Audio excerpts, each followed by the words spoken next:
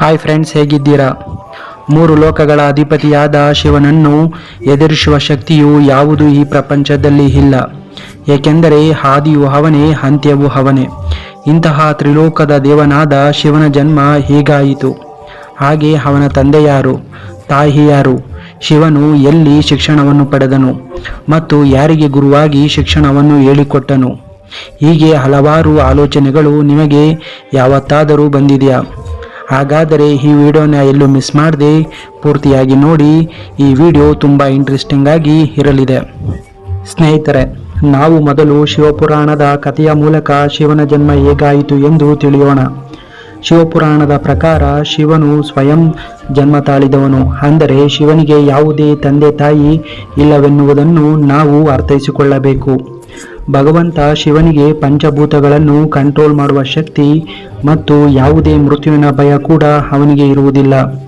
ಭಗವಂತ ಶಿವನಿಗೆ ಎಂದಿಗೂ ಮರಣ ಸಂಭವಿಸುವುದಿಲ್ಲ ಎಂದು ಶಿವಪುರಾಣದಲ್ಲಿ ಹೇಳಿದ್ದಾರೆ. ಇನ್ನೊಂದು ಕಥೆಯ ಮೂಲಕ, ಅಂದರೆ ವಿಷ್ಣು ಪುರಾಣದ ಮೂಲಕ ಶಿವನ ಜನ್ಮ ಹೇಗೆ ಉಗಮವಾಯಿತು ಎಂದು ತಿಳಿಯೋಣ ಬನ್ನಿ.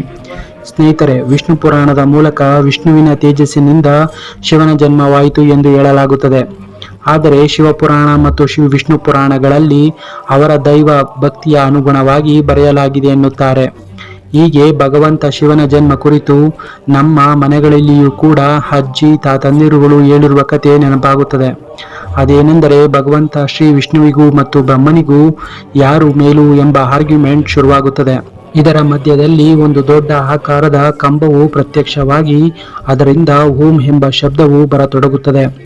ಇದರಿಂದ ವಿಷ್ಣು ಬ್ರಹ್ಮನಿಗೆ ಇಲ್ಲಿ ಏನಾಗುತ್ತಿದೆ ಎಂದು ಕೂಡ ಗೊತ್ತಾಗುವುದಿಲ್ಲ. ಆಗ ಆ ಕಂಬವು, ಯಾರು ನನ್ನ ಎರಡು ತುದಿಗಳನ್ನು ಹಿಡಿಯುವಿರೋ ಅವರೇ ಈ ಜಗತ್ತಿಗೆ ದೊಡ್ಡವರು ಎಂದು ಹೇಳಿ ಪೂರ್ವದಿಂದ ಪಶ್ಚಿಮಕ್ಕೆ ಶೀಘ್ರವಾಗಿ ಬೆಳೆಯುತ್ತಾ ಹೋಗುತ್ತಿರುತ್ತದೆ. ಈ ಕಡೆ ಬ್ರಹ್ಮನು ಪಕ್ಷಿಯ ರೂಪ ತಾಳಿ ಪಶ್ಚಿಮದ ಬೆನ್ನನ್ನು ಹತ್ತಿ ತುದಿ ಹಿಡಿಯಲು ಹೊರಟರೆ, ಈ ಇನ್ನೊಂದು ಕಡೆ ವಿಷ್ಣು ಕೂಡ ಪೂರ್ವಕ್ಕೆ ಶಿವಲಿಂಗದ ತುದಿಯನ್ನು ಬೆನ್ನತ್ತಿ ಹೋಗುತ್ತಾನೆ. ಆದರೆ ಎಷ್ಟೇ ದೂರ ಹೋದರೂ ಇಬ್ಬರಿಗೂ ತುದಿ ಸಿಗುವುದೇ ಇಲ್ಲ. ಇದರಿಂದ ಸೋತ ಅವರಿಗೆ ಕಂಬದ ರೂಪದಲ್ಲಿದ್ದ ಭಗವಂತ ಶಿವನು ತನ್ನ ನಿಜ ರೂಪ ತಾಳಿ ಪ್ರತ್ಯಕ್ಷನಾಗುತ್ತಾನೆ.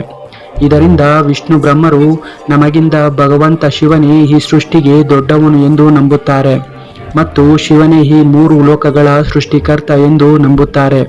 ಈ ಕಥೆಯ ಮೂಲಕ ಭಗವಂತ ಶಿವನೇ ಆರಂಭ ಅಂತ್ಯ ಎಂದು ಗೊತ್ತಾಗುತ್ತದೆ. ಸ್ನೇಹಿತರೆ, ಶಿವನ ಜನ್ಮ ಕುರಿತು ಇನ್ನೊಂದು ಸ್ಟೋರಿ ಜನಗಳ ಮಧ್ಯೆ ಇದೆ. ಬ್ರಹ್ಮನು ಶಿವನ ತಂದೆಯಾಗುವ ಪ್ರಸಂಗ ವಿಷ್ಣು ಪುರಾಣದಲ್ಲಿ ಇದೆ. ಶ್ರೀ ವಿಷ್ಣುವು ಈ ಸೃಷ್ಟಿಯ ಆರಂಭದಲ್ಲಿ ನೀಲಿ ಆಕಾಶದ ಮೇಲೆ ಮಲಗಿರುತ್ತಾನೆ. ಆಗ ಶ್ರೀ ವಿಷ್ಣುವಿನ ಒಕ್ಕಲಿನಿಂದ ಬ್ರಹ್ಮನ ಜನನವಾಗುತ್ತದೆ.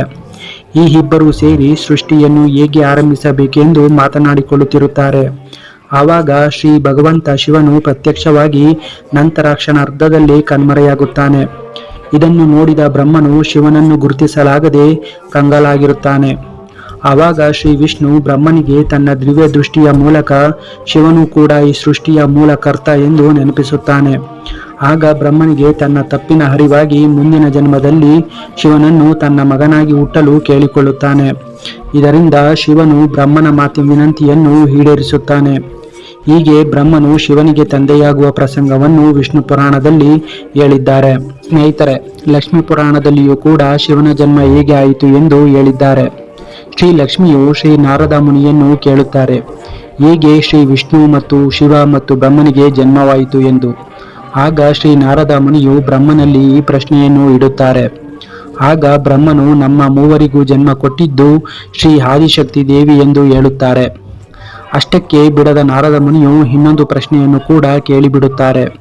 ಅದೇನೆಂದರೆ, ನಿಮ್ಮ ಮೂವರಲ್ಲಿ ಯಾರು ದೊಡ್ಡವರು ಎಂದು, ಹಾಗೆ ಯಾರಿಗೆ ತುಂಬ ಶಕ್ತಿ ಇದೆ ಎಂದು ಕೇಳುತ್ತಾರೆ.